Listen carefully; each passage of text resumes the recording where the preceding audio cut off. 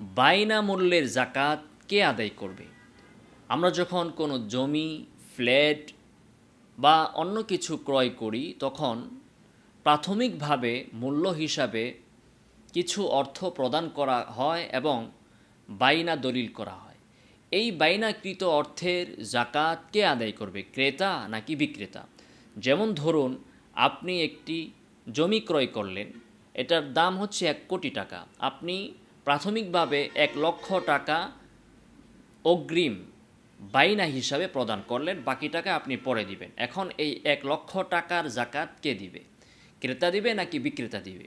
যেহেতু বাইনা বাবদ প্রদানকৃত অর্থের মালিক হচ্ছেন বিক্রেতা, ক্রেতা পণ্যের মূল্য বাবদ এটা প্রদান করছেন বিক্রেতাকে এবং বিক্রেতা এটার মালিক হয়ে গিয়েছেন। অতএব বাইনাকৃত অর্থের জাকাত বিক্রেতাই প্রদান করবেন, কারণ তিনিই এটার মালিক। আল্লাহ সুবহানাহু ওয়া তাআলা আমাদেরকে সঠিকভাবে জাকাত আদায় করার তৌফিক দান করুন।